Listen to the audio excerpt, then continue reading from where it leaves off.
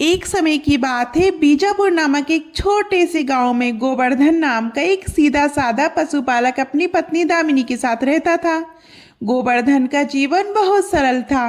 प्रतिदिन वह सुबह अपने मवेशियों को लेकर पास के पहाड़ों की ओर चला जाता। सारा दिन वहीं उन्हें चराता और सूर्यास्त के समय वापस अपने घर लौट आता। एक दिन सुबह निकलते समय गोवर्धन ने अपनी पत्नी से कहा, दामिनी, आज लौटते समय मुझे जरा ताजा मक्खन देना। कल रात जो तुमने मिट्टी के बर्तन में निकाला था वही। पत्नी ने पूछा, किसे खिलाओगे? गोवर्धन मुस्कुराया और बोला, रास्ते में बरगद के विशाल पेड़ के नीचे भगवान श्री कृष्ण की एक मूर्ति है। लोग रोज उधर से निकलते हैं, लेकिन कोई उन्हें कुछ अर्पित नहीं करता। सोचा आज उन्हें ताजा मक्खन चढ़ा दूं। हमारे पास देने को और कुछ नहीं है, पर मक्खन तो शुद्ध भाव से दे सकते हैं।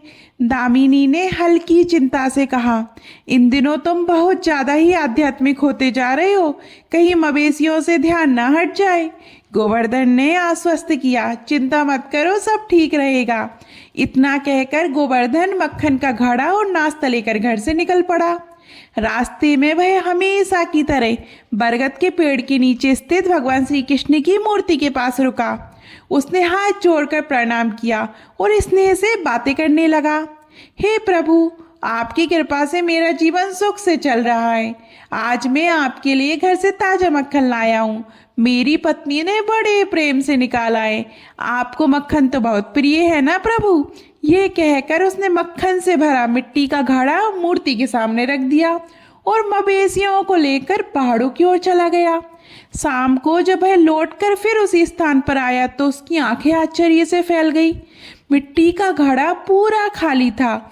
मक्खन का एक कण भी उसमें नहीं बचा था। गोवर्धन अत्यंत प्रसन्न हो गया। प्रभु, आपने मेरी भेंट स्वीकार कर ली। आप मेरी बातें सुनते हैं, यह आज सिद्ध हो गया।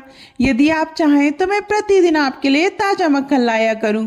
उसकी मासूम भक्ति और निश्चल भाव से भगवान श्री कृष्ण अत्यंत प्रसन्न हुए। उसी क्षण वे साक्षात गोवर्धन के सामने प्रकट हो गए। गोवर्धन, हमें मक्खन अत्यंत प्रिय है, तो भला हम तुम्हारी भेंट क्यों न स्वीकार करें? भगवान की आवाज सुनकर गोवर्धन इस पर स्तब्ध रह गया। प्रभु, क्या सचमुच आप मुझसे बातें कर रहे हो? यदि आप ही हैं तो मुझे दर्शन दीजिए। तभी भगवान श्री कृष्ण ने उसे अपने दिव्य स्वरूप के दर्शन दिए। गोवर्धन आनंद और आश्चर्य से भर उठा। प्रभु, मैं प्रतिदिन आपको मक्खन का भोग लगाऊंगा। आप आज्ञा दें, मैं आपके लिए और क्या कर सकता हूँ? भगवान मुस्कुराए, हमें तुम्हारी भक्ति के अतिरिक्त तो और कुछ नहीं चाहिए, पर एक वरदान हम तुम्हें देना चाहते हैं। तुम प्रतिदिन हमारे दर्शन कर सकोगे, पर एक शर्त है, इस बात का उल्लेख तुम किसी से नहीं करोगे।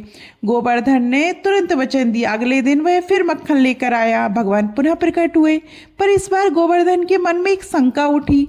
उसने विनम्रता से पूछा, प्रभु, आप सदा खड़े रहते हैं, आप कभी विश्राम नहीं करते, आप थक जाते होंगे ना? भगवान मुस्कुराए। मनुष्य अजीब होता है, पहले भगवान के अस्तित्व पर प्रश्न करता है और जब दर्शन मिल जाए तो सलाह देने लगता है।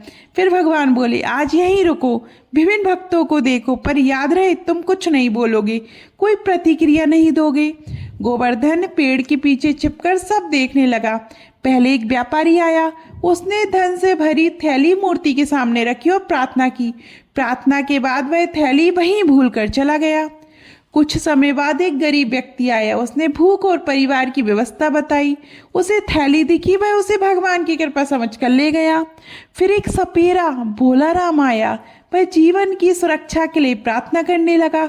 उसी समय व्यापारी अपने लोगों के साथ वापस लौटा। थैली ना देखकर उसने भोला राम पर चोरी का आरोप लगाया। भोला राम निर्दोष था, पर कोई उसकी बातें सुनने को तैयार नहीं था। गोवर्धन से रहा ना गया। उसने शर्त तोड़ दी और सच बता दिया। भोला राम को छोड़ दिया गया। तभी भगवान श्री कृष्ण प्रकट हुए। उन्होंने कहा, गोवर्धन, तुमने जिसे बचाया वही उसकी मृत्यु का कारण बन गया। भगवान ने समझाया कि यदि भोला राम जेल में होता तो वह उस दिन सांप पकड़ने ना जाता और जीवित रहता। गरीब व्यक्ति अपने परिवार को बचा लेता और व्यापारी का नुकसान उसे अधिक प्रभावित नहीं करता।